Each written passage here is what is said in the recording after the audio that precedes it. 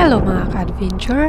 Ngayon ay sasamahan ko kayong mag-tour sa Ground Zero dahil yung sadya ko sa Marawi ay bukya.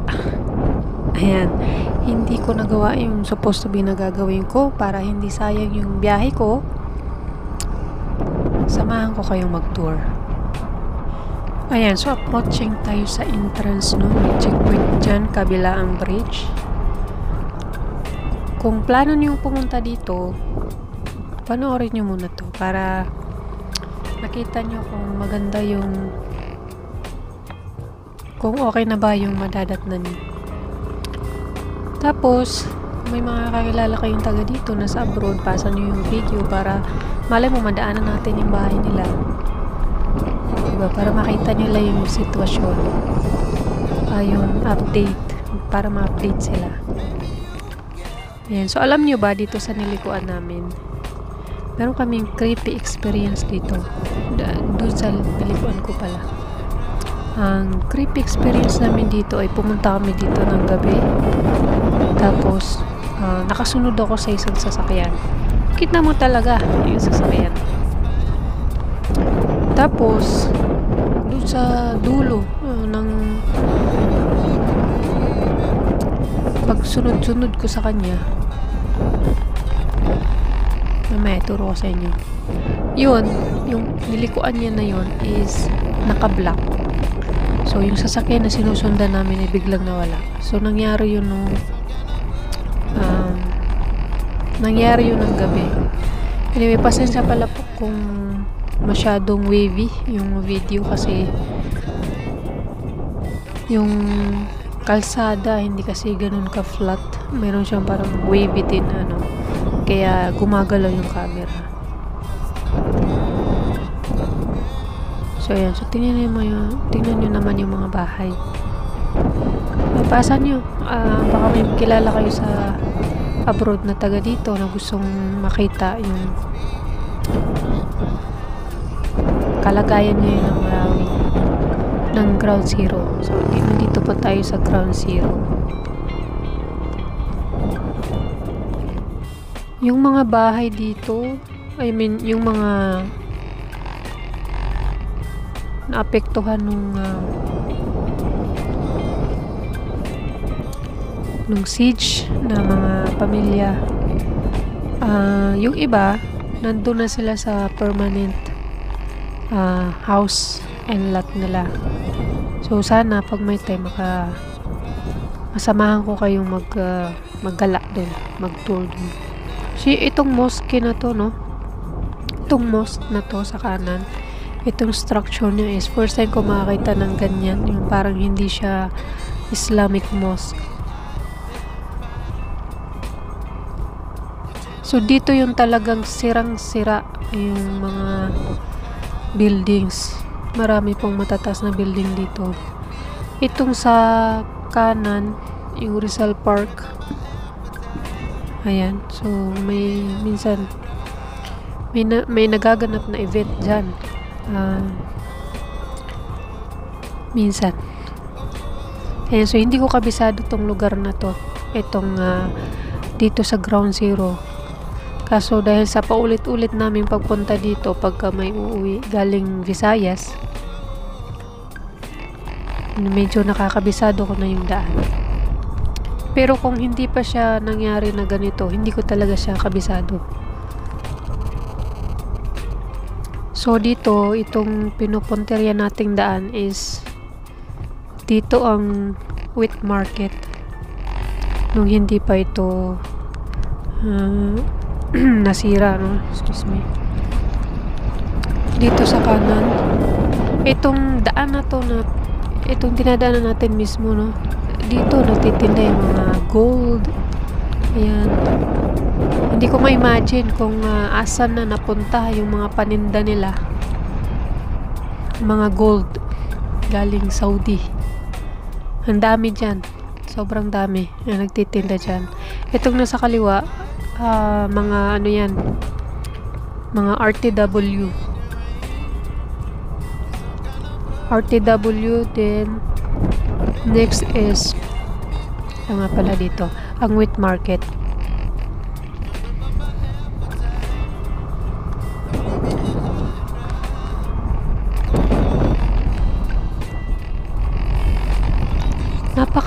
Nakakalungkot yung pangyayari na yon, pero kailangan nating mag-move on. So kita nyo naman mayroon ng improvement sa rehabilitation. Itong sa kanan ay ang convention center. So itong area na to dito, para sa mga hindi pa nakakapunta dito na taga dito, ito po yung lumber. Na kung hindi ako nagkakamali sa pagkakaalala ko nung ako'y bata pa, ay ito ay mayroong tubig dyan eh. Tapos parang tinambakan yun. May mga bahay dyan na nakalutang sa tubig. Tapos kasi tinambakan nila.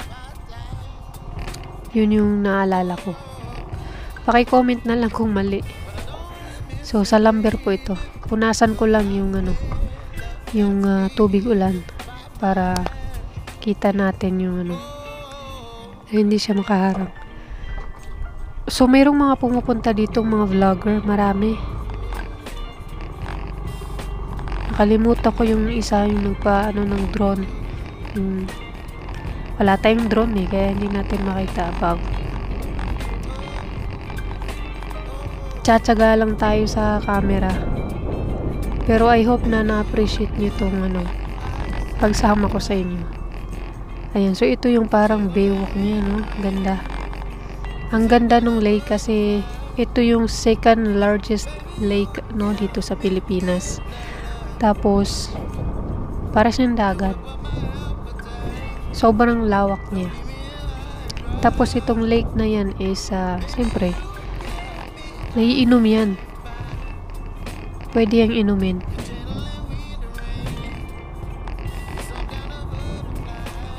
So, yung nasa kaliwa natin, yan yung Sarimanok Sports Stadium.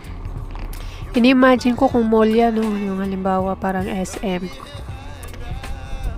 Tapos, may baywalk dito. Ini-imagine ko yung MOA. Ano kaya kung mall na lang yan instead na stadium. Pero maganda din yan sa Ramadan.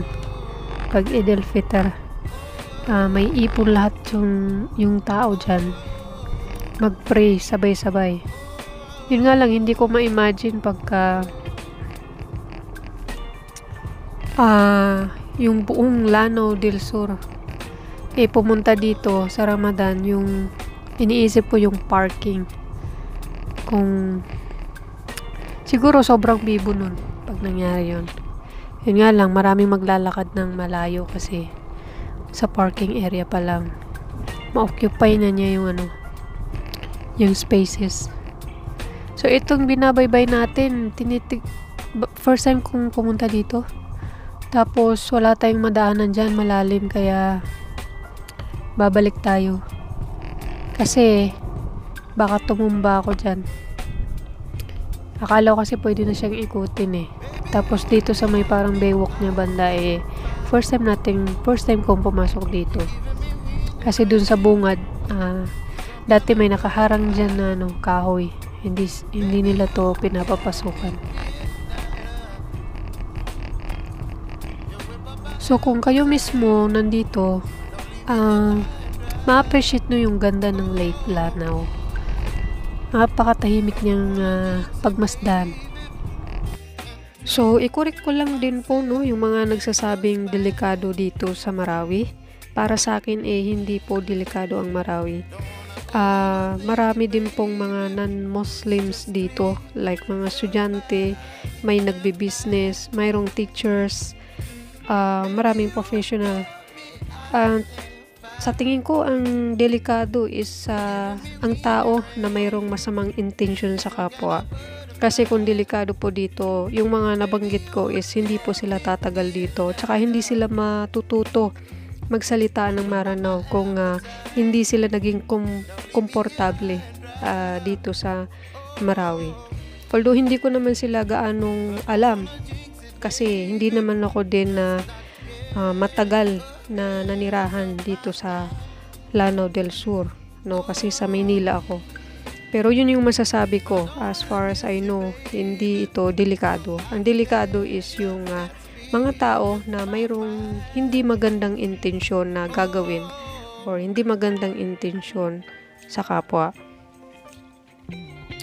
Bali 2017 po, no, yung Marawi Siege, naka 6 years na. At kita nyo naman yung construction ng rehabilitation na so far malaki na po yung natatapos. Hindi po yun ganun kadali kasi naghukay pa po yan sila dahil kailangan ng drainage. So yung kahabaan ng lahat ng natapos na daan dito is hinukay yan kabilaan para magkaroon ng magandang dalo yung tubig.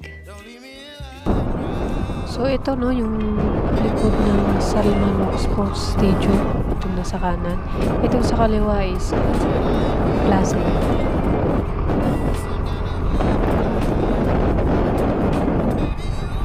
Hindi naman ganito yung mga daan dito dati.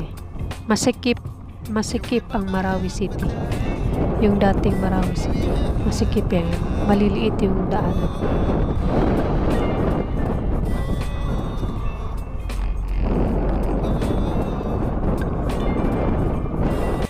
Siguro isa po sa nagpasikip siguro dati sa Marawi is yung ang dami talagang nagtitinda. Magtataka ka kung paano sila nakakabenta kasi kapwa lang din nila yung bumibili. Kaya ako siguro nasabi talagang masikip at saka traffic. Ayun.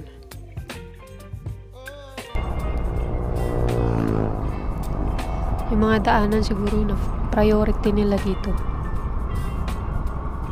Pero naghukay po sila dyan.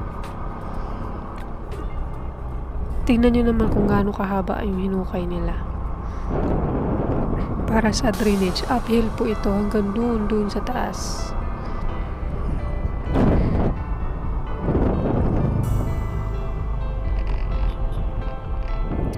So yung ibang dito, may ibang school dito na open na. Dito sila nag-aaral. Ito nakikita natin na building, hindi ko alam kung school yan. Kasi nga, sabi ko nga, hindi ko kabisado to. Marawi. Ground Zero.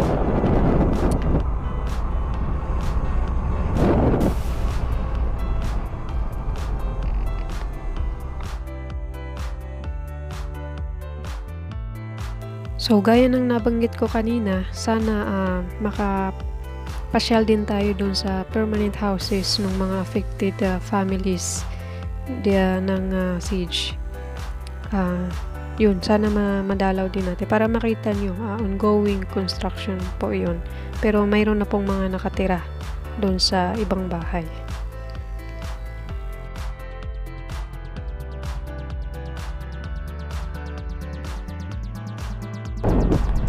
Yung nakikita nyong mosque, ang Islamic Center of Marawi, yan yung supposed to be napupuntahan namin pala, sorry. Nung mayroon kaming sinusundan na sasakyan na biglang nawala. Unfortunately, hindi natin nadaanan yung sinasabi ko sa'yo na nilikuan niya. May harang kasi dun eh. Yung pagliko niya talaga, bigla siyang nawala. Tapos hindi kami makadaan kasi nga may harang.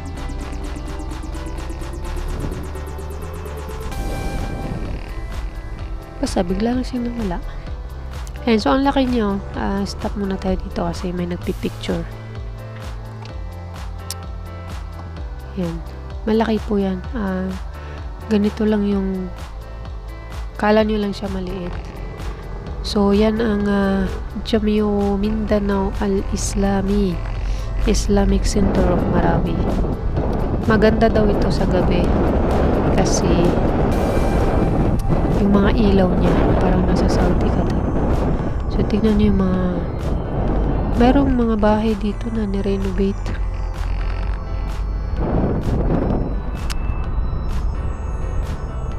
Yung iba parang imposible na eh. Tingnan nyo naman, no? So, palabas na tayo. sa exit. At yun nga, kung may kakilala kayo na taga dito, pwede nyo i-share tong video para makita nila yung update. Yung mga nasa abroad, baka nadaanan natin yung bahay nila. At least masabi nila na, oh, yun na pala ngayon. Diba? So, kung bago kayo dito, please subscribe. Mag-comment kayo kung meron kayong tanong. Pilitin natin sagutin yan. Disclaimer lang, huwag niyo masamain na nag-video ako dito sa kalakhan ng Ground Zero.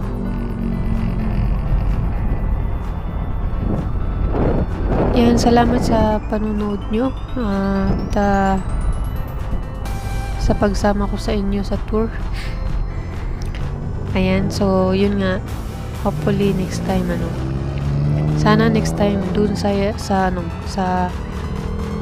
permanent houses tayo makapunta para makita nyo naman yung ongoing na ginagawa nila dun sa village na yun.